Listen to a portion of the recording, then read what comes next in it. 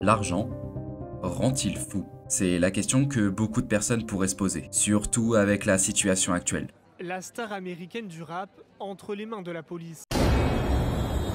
Là, on va parler de gagner beaucoup d'argent, mais vraiment beaucoup d'argent. Donc ne me sortez surtout pas des sommes ridicules comme 100 000 € par mois, parce que là, on va parler de 49 millions de dollars. Ce qui m'a carrément fait chier parce qu'à 3 près, ça faisait 1 million par semaine. C'est un tout petit peu plus. Ce mec, c'est Jordan Belfort, un courtier dans les années 80 aux États-Unis. Ambitieux et impitoyable, il est prêt à tout pour accumuler une fortune. Il va diriger une équipe de vendeurs agressifs, souvent en dehors de la légalité. Et le style de vie de Jordan est marqué par l'excès entre fêtes, drogue et comportements plus que discutables. Où est le fric? Bref, Jordan a tout pour se faire petit et garder la tête sur les épaules. J'ai emmené cette boîte dans la putain de stratosphère.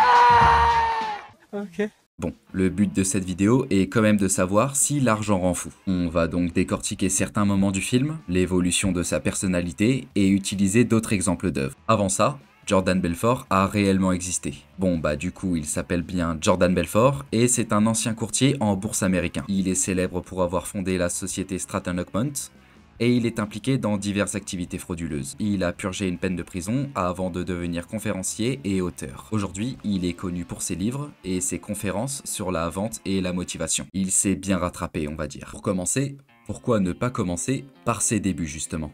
Jordan commence comme courtier stagiaire chez LF Rothschild. Et il le dit depuis le début, il veut devenir riche quoi qu'il en coûte.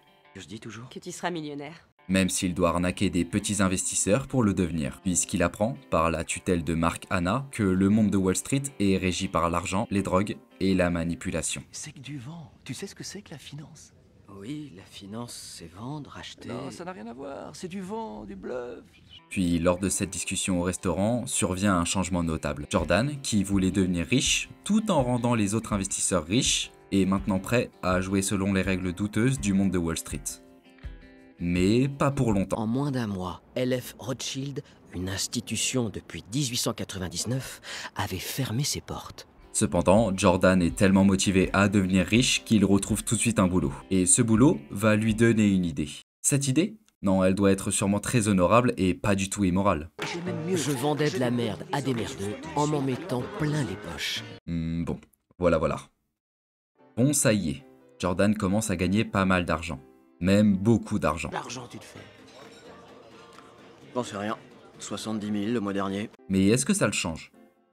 Et même, est-ce que ça le rend fou?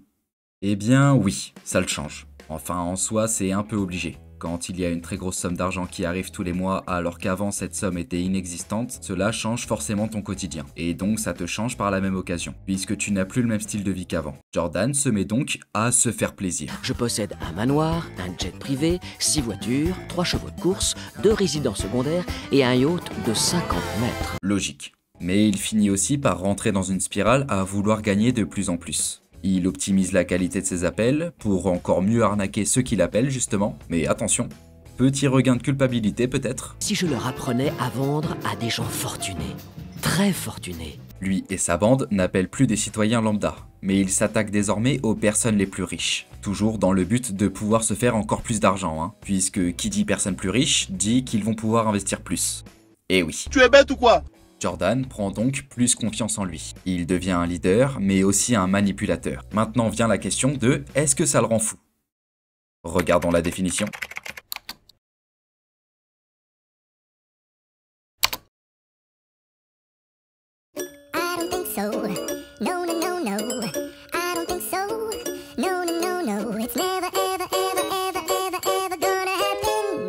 Bon, un tout petit peu, hein. Jordan change beaucoup à cause de l'argent. Mais ce qui change quand on a de l'argent, c'est la relation que l'on a avec les gens. Elles se dégradent ou alors elles deviennent malsaines. Cela peut créer de la jalousie ou de la trahison, ou les deux. Et il est difficile de se créer de nouvelles relations avec les gens aussi. Sont-ils vraiment là pour nous ou pour ce que l'on possède?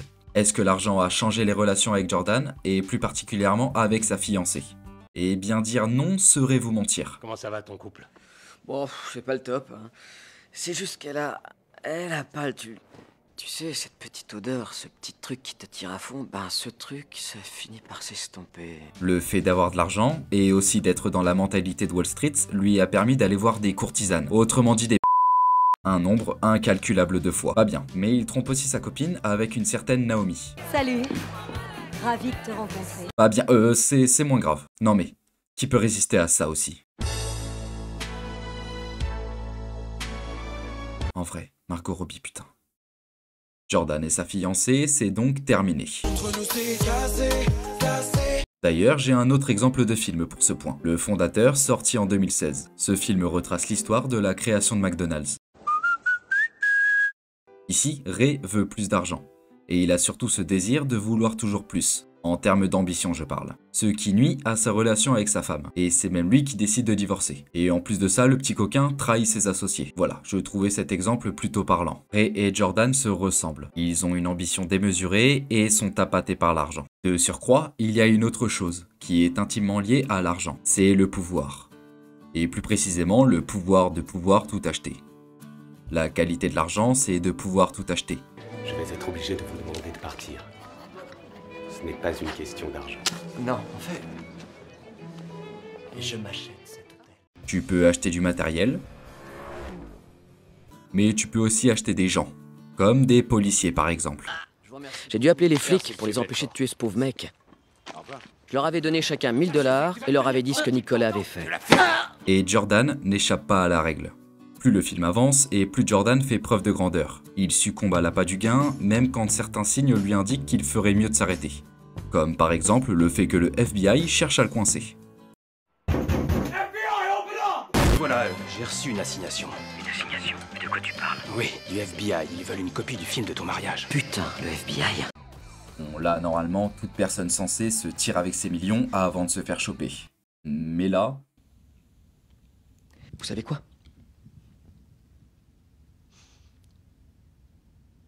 Je vais pas partir.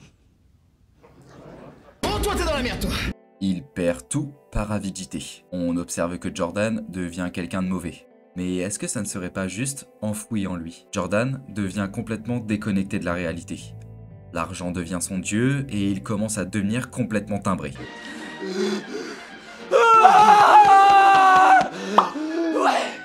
Après, les drogues, ils sont peut-être pour quelque chose. Je sais pas. Quelle salope! Quelle sale pute de merde! Il devient incapable de lâcher prise, même quand cela met en danger sa liberté et sa famille. Malgré de multiples avertissements, il continue ses pratiques illégales, et tente même de corrompre un agent. Vous avez essayé de graisser la patte d'un agent fédéral. Non. Et ce qui devait arriver, arriva. Quoi? Qu'est-ce qu'il y a, putain?